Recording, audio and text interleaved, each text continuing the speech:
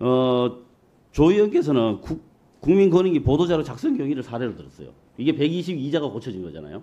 예. 예, 이 부분에 보면은 전현희 위원장 작성으로 되어 있어 별도 수정 없이 보도자료를 배포했다 이렇게 되어 있는데 이 내용을 보면은 권익위의 모 국장 문답 조사에 보면은 수정 과정이 있고 수행비서가 행정광령과에 보낸 지 4시간 28분 후에 보도자료가 배포됐고 전현희 위원장이 결론에 전혀 관여하지 않았다고 하는 최초의 문건이 빠졌다는 거죠. 네. 그렇기 때문에 수정 과정이 무조건 있었다라는 거죠.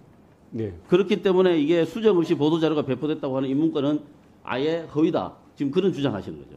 말씀드려도 될까요? 예. 제가 감찰관한테 이런 말씀드리면 뭐하지만 기본적으로 조사에 자세가 안 돼 있고 결과도 잘못됐다는 게 바로 이 부분입니다. 이 부분을 몇 차례 그 간담회 하기 전에도 들어있어서 가져와서 빼라겠습니다. 잘못됐다. 간담회 때 전화했습니다. 이 부분을 객관적으로 확인했습니다. 이 부분을 제가 감찰을 써냈어요. 그런데 그 부분을 지적하지 않습니다. 그건 아주 핵심적인 부분인데도 그런데도 이 뭐랄까 조사 결과 보고도 잘못되지 않았다고 이렇게 말씀하시는 거 보고 과연 조사를 제대로 했는가? 나는 오히려 지금 감찰관이 범죄를 범했다고 봐요. 그 부분이 명백히 확인이 됩니다. 그런데도 그것이 지적하지 않습니다. 그거를 감사 보고서에 진상조사 결과 보고서에 어떻게 이런 진상조사가 있을 수 있습니까?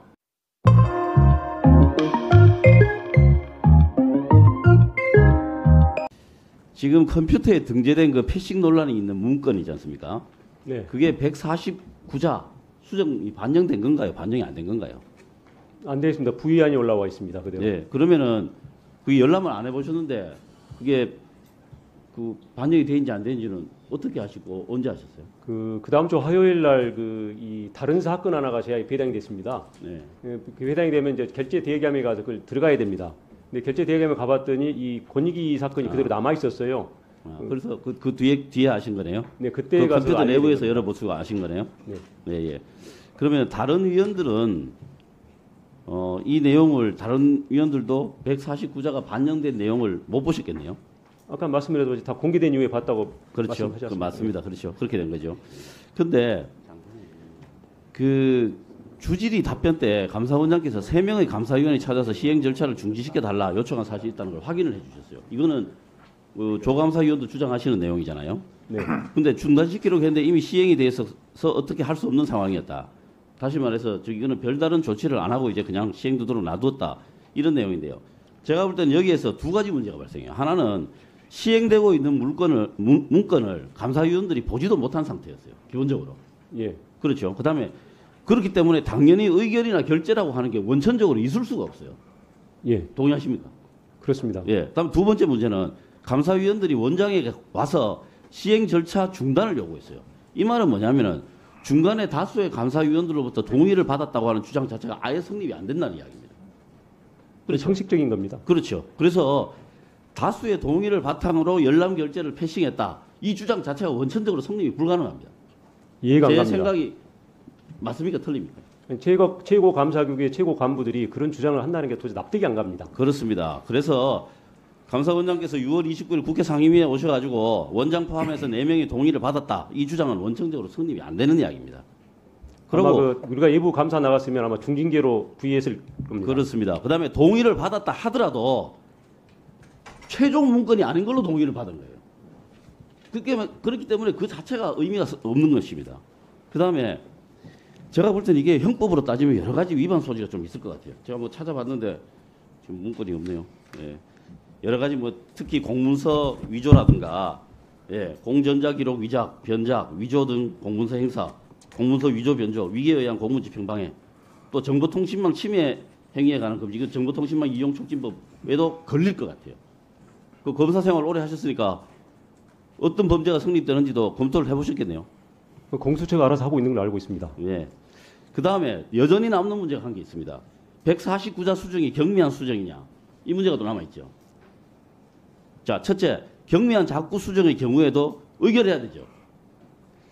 말씀드려도 될까요? 네, 짧게. 지금 감사원장님께서 감사위원으로 재직하던 2016년도에 그 변경의결 사항에 열람결제 생략에 관한 지침을 만들어서 시행을 했습니다. 네. 그게 아마 제가 저번에 그 의원님들께 그 소명서를 하나 보내드렸는데 그게 나와 있습니다.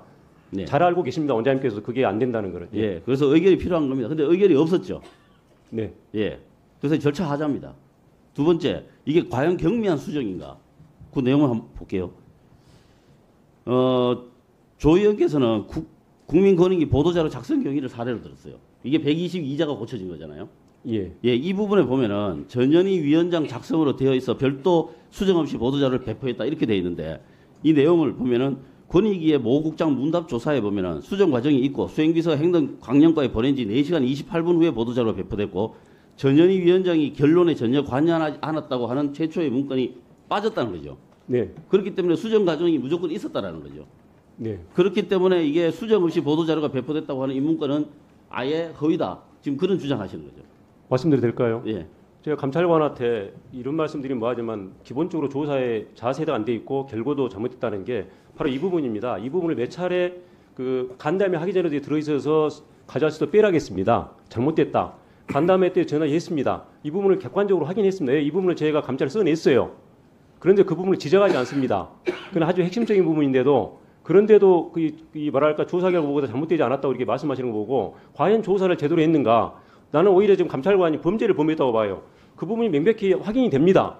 그런데도 그것이 지적하지 않습니다. 그거를 감사 보고서에 진상조사 결과 보고서에 어떻게 이런 진상조사가 있을 수 있습니까?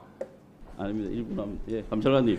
아까 6월 9일 오후 5시가 데드라인이다 이렇게 몇 차례 말씀을 하셨어요. 그 이유가 무엇이고 그 데드라인은 누가 정했습니까? 그 실무상 이제 네, 실무상 이유인가요? 네 그렇습니다. 사무처리 누가 정했어요? 정한 건 아닙니다. 그러면은 데드라인이었다며요. 6월 9일 오후 5시까지 반드시 뭐 해야 된다면서요. 실무자들이 받았어요. 그렇지 않습니다. 실무자들이 이제 일을 처리하려면 그게 왜 데드라인이냐고요. 그때가 그날 5시까지 처리 안 하면 안 되는 대답을 무슨 이유가 하려고 있냐고요. 네네 그 기자들이 밖에서 대기하고 있었고 그리고 기자들이 대기하고 있다는 게 네네 이유가 그리고 됩니까? 그 결제를 받아서 업무를 처리하는데 또 그 대상 기관으로 통보하는데 또 이렇게 그 작업이 소요됩니다. 그래서 그날 일과 중에 보내려면은 적어도 5시 정도는 맞춰줘야지. 네. 아니 답하는데 뭐 왜 그렇습니까 위원님들. 자 감찰관님 답변 다 하셨습니까?